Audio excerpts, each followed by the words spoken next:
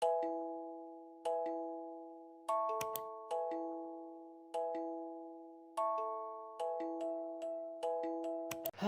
perkenalkan, nama saya Panca Putra dari Departemen Teknik Mesin Universitas Diponegoro. Kita akan membahas apa ya hari ini? Yap, kita akan membahas pentingnya ilmu kimia dalam bidang teknik mesin. Ada ya kak peran kimia dalam teknik mesin? Jangan salah, kimia berperan penting loh dalam teknik mesin. Tapi sebelum membahas peran kimia, kita akan bahas pengertian teknik mesin, lalu membahas pengertian ilmu kimia, dan yang terakhir, baru kita akan bahas peranan kimia dalam bidang teknik mesin. Teknik mesin adalah ilmu teknik mengenai aplikasi dari prinsip fisika untuk analisis, desain, manufaktur, dan pemeliharaan sebuah sistem mekanik. Ilmu ini membutuhkan pengertian mendalam atas konsep utama dari cabang ilmu mekanika, kinematika, teknik material termodinamika, dan juga energi. Ilmu kimia, ilmu yang mempelajari tentang komposisi, struktur, dan sifat zat materi dari skala atom hingga molekul, serta mempelajari transformasi dan interaksi untuk membentuk materi yang dapat ditemukan dalam kehidupan sehari-hari. Lalu, yang terakhir kita akan bahas tentang peranan kimia dalam teknik mesin. Peranan kimia dalam bidang teknik mesin. Peranannya yaitu pertama, mempelajari sifat dan komposisi logam yang baik untuk pembuatan mesin. Lalu mengatasi masalah yang terjadi dalam bidang keteknikan. Dan yang terakhir, mempelajari sifat dan komposisi bahan bakar dan minyak pelumas untuk mesin. Mempelajari sifat dan komposisi logam yang baik untuk pembuatan mesin.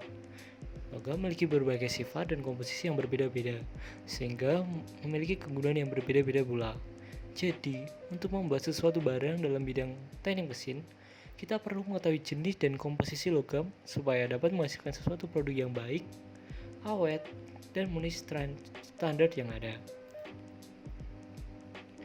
Inilah beberapa contoh komposisi logam atau campuran logam atau yang kita bisa disebut dengan alloy. Lalu, mengatasi masalah yang terjadi dalam bidang keteknikan. Masalahnya contohnya yaitu korosi. Korosi sendiri adalah rusaknya benda-benda logam yang disebabkan oleh pengaruh lingkungan. Proses korosi dapat dijelaskan secara elektrokimia, misalnya dalam proses perkataan besi yang membentuk oksida besi. Secara elektrokimia, proses perkataan besi adalah peristiwa teroksidasinya logam besi oleh oksigen yang berasal dari udara. Berikut adalah contoh-contohnya.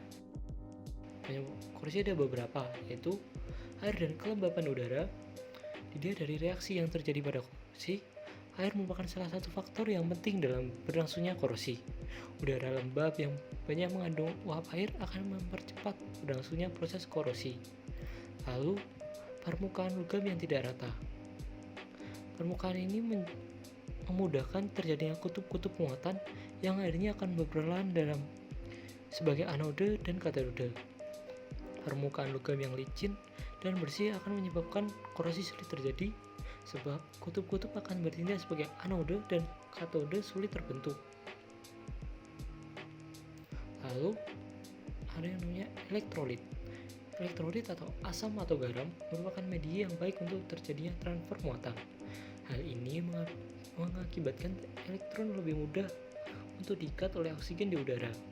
Air hujan banyak mengandung asam, sedangkan air laut banyak mengandung garam. Oleh karena itu, air hujan dan air laut merupakan penyebab korosi yang utama. Dan yang terakhir, penyebabnya yaitu terbentuknya sel elektrokimia. Jika dua buah logam yang berbeda potensial bersinggungan pada lingkungan berair atau lembab, dapat terbentuk sel elektrokimia secara langsung. Logam yang potensialnya lebih rendah akan segera melepaskan elektron ketika bersentuhan dengan logam yang potensialnya lebih tinggi, serta akan mengalami oksidasi oleh oksigen dari udara.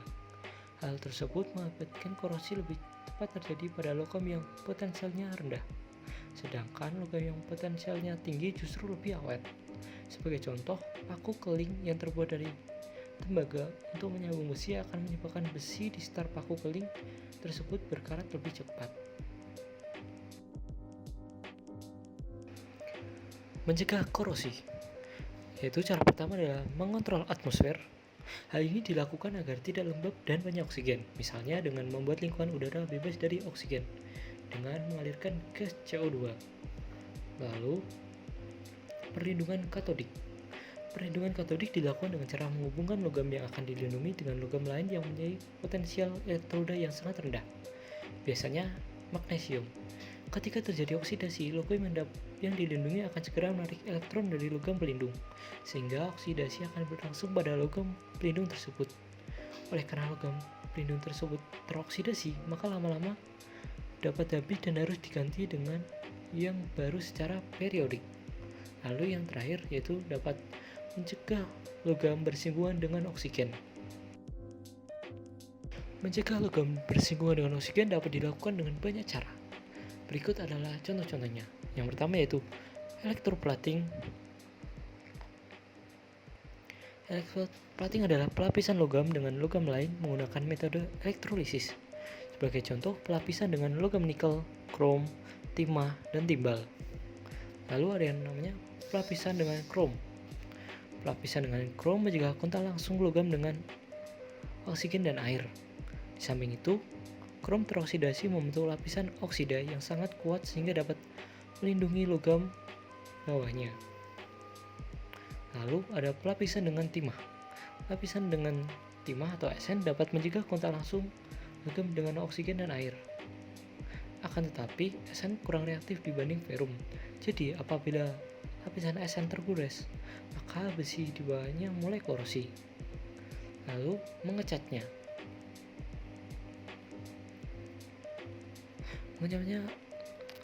Mengecat mencegah kontak langsung besi dengan oksigen dan air. Hanya jika cat tergores atau terkelupas, maka korosi mulai terjadi dan menyebar di bawah cat yang masih utuh. Lalu, memberi oli atau minyak. Lapisan oli bisa mencegah kontak langsung dengan besi dengan oksigen dan air, dan harus dioleskan secara berkala.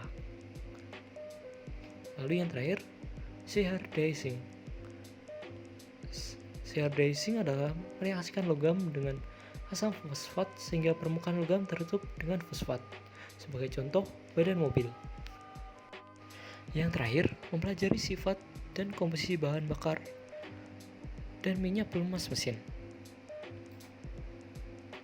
Bahan bakar mesin, contoh-contohnya ada bensin, digunakan untuk bahan bakar mesin yang menggunakan pengapian busi.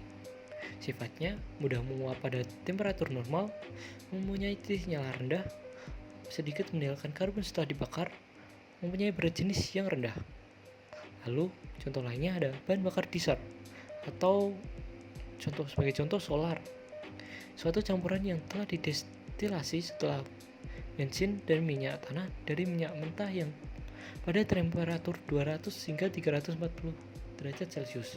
Sifatnya mempunyai titik nyala tinggi, mempunyai kandungan sulfur yang lebih besar, terbakar sendiri pada suhu 350 derajat Celcius, encer dan tidak menguap pada suhu normal. Oli mesin, sifat utama sebagai pelumas, bersifat pendingin, sebagai perapat, sebagai pembersih, dan yang terakhir sebagai penyerap tekanan. Terima kasih semuanya, see you.